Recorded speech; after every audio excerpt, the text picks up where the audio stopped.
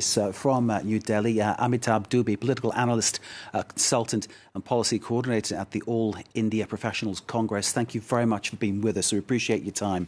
Can I ask you, first off, do the farmers have a genuine case here? Or, I mean, just how hard are these reforms threatening their livelihood? Well, the government obviously argues that freeing India's agricultural trade will be good for farmers.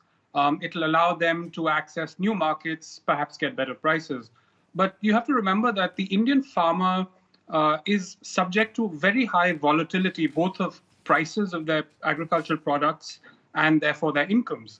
And what the government procurement system does is it lends stability. Government procurement of many crops is assured at a certain price, and farmers have a lot of confidence in this. Now, if you privatize this entire system, of course, the government says that that system will continue, but the farmers don't believe it. So they feel that they will be at the mercy of large corporates, companies that may offer a good price today, but tomorrow could offer a much lower price. So I think they are very afraid of this uncertainty in an already uncertain environment. And so they want more stability, and they are concerned that this will be taken away from them. How has this open opposition, we've seen the TV footage, we've seen in our reports, how has this open opposition to Narendra Modi been received across India? Well, that's interesting. As you know, Modi remains, at least in the opinion polls, a very popular leader even now. If an election were to be held, the polls show that his party would win. But at the same time, as your report said, half of India's workforce is engaged in agriculture.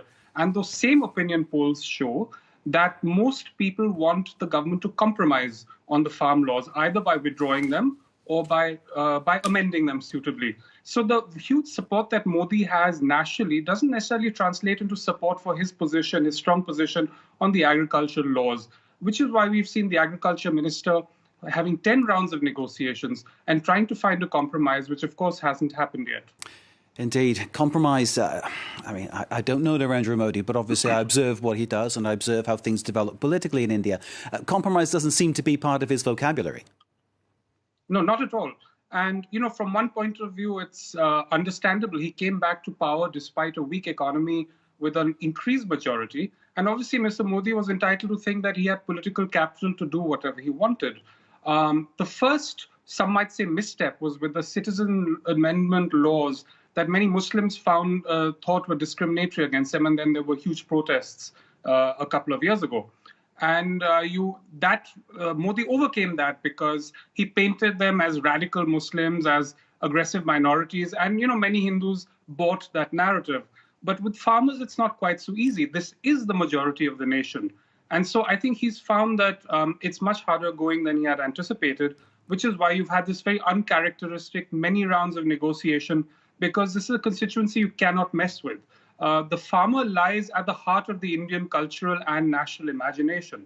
The farmer and the soldier are the two figures that are greatly respected in India, and political parties have to be very cautious with them. Indeed. Painting them as radical farmers, I imagine, might be something that might backfire on anybody who tries to do that. I think you've illustrated that quite clearly. Can you tell us a little bit more about the importance of the farming sector in India? Just how much does it generate for the country? How much does it put onto the literal plates and tables of people across the country?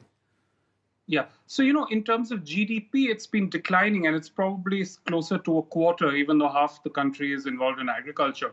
But I think the importance of the farming community, one is, of course, that farmer movements, farmers are organized, and we've seen them in these protests. Many groups have organized and coordinated. So that's one factor.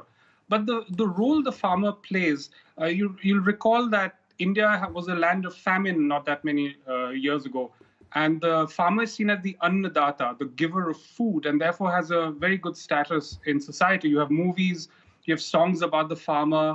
The army recruits most of its soldiers from farming communities. So I think there is an economic importance, but there's also cultural and national importance that the farmer has that gives them outsized importance.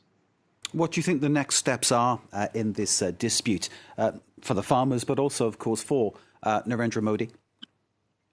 I think, obviously, we've reached a kind of a crossroads with the violence that happened yesterday. And the farm groups are now reconsidering. They have called off another march they had planned to the parliament. And the government's rhetoric is a bit strong. They're saying that this won't be allowed to happen. So I think there's going to be a step back by both sides to think about the next steps. But the underlying issues have not gone away. The farmers do remain skeptical of these laws. The government is determined to push these laws ahead. So I think the conflict isn't going to end anytime soon. So there may be some rethinking, but I think the issues are going to remain for some time. Thank you very much indeed, Amitabh Dubey there from the All India Professionals Congress for that analysis of this ongoing dispute between the farming community of India in the face of these reforms that Prime Minister Narendra Modi wants to introduce. Thank you so very much for joining us here on France 24. We appreciate your time.